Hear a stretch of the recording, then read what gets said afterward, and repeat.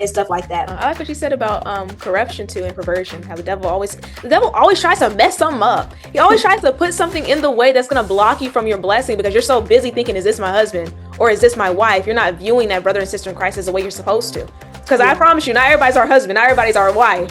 Right. And everybody we run into, really? That's crazy. But it's like, it is completely natural as women of God, as men of God, to be thinking these things. But when it takes over, when it controls every aspect of your life, you're like, is this it? When we should be leaving that, in God's hands. And sometimes it's hard to let go of because we're like, Lord, I don't want to miss it. Or Lord, is this it? And we just want to be in control of that aspect of our lives, but letting that go as well, because the devil can use that desire to be married against us and to get us seeking things out in relationships that weren't meant to be those types of relationships. Even with perversion, the devil's put so much perversion in this world where you can't even compliment. Like for me as a woman, I can't go around complimenting a girl in the same way. I can't talk to a girl in the same way because some people may take it as, oh, you're coming on to me, or they are different because there's so much perversion in the world. We have to be careful and mindful and wise how we govern ourselves as women in Christ, even towards men. We have to be careful and wise because it's not the way it used to be. So some things we have to be careful of because temptation can come in different ways. Lust can come in different ways. But that's why I think I saw a post about women's house to bring modesty back, bring the beauty of modesty back. But there's a beauty in purity. Not everything has to be this sort of perverted, sort of like worldly view of brothers and sisters in Christ. Why can't we, walk hand in hand with a sister in Christ? Why can't we walk hand in hand with a brother in Christ? Say, you're family to me. I love you as a brother. I love you as a sister. And walk in that knowing as the children of God, as family.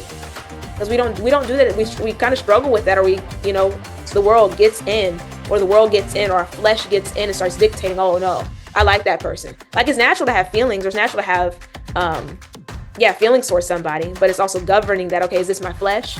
Is this, is this something I have to crucify, put to death? Or is this something natural that I'm going through and I need to process this, or, whatever the case may be? And I like that because, like, it's also, like she said, it's natural. I remember God told me one time, he was like, not everybody is a prospective partner. And there is also another road. Like, there's brotherhood, It's not just about, okay, my kingdom partner, my kingdom spouse, we're going to do kingdom things. Like, those things are good. Those things are good. You talked about it in the Bible. We know that they're good. But sometimes we misplace it and we end up messing up friendships that could have been powerful friendships in the spirit. But we didn't consult God. We just, of course, he did say the only requirement is to be equally yoked. If you said your prayer and I'm not talking about that. But I'm just talking about frivolously going around because, he said he's Christian. Okay, well then let's get married. I'm attracted to you. You said you're Christian. Let's tie the knot, or let's start dating. And sometimes you don't hear the voice, or you miss it because you're so quick to say, well, he's attractive. He's a Christian. What else is there? There's nothing else that is missing. But Jadea made me think about how she said that mindset, how some people, it's obsessive.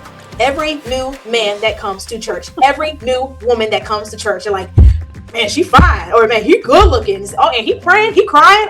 Lord, is this him? God, is this him? Please let him, we're in that mindset. Number one, we're distracted from the service. We're not really focusing on God anymore. We're too busy, is he looking at me, or is he looking at her? Who is he like? And then we get nosy. Anyway, I'm going to rabbit hole. It's freedom from that mindset. Because imagine if you could see someone come into the church and you thought, we've gained a brother in Christ, and that's it.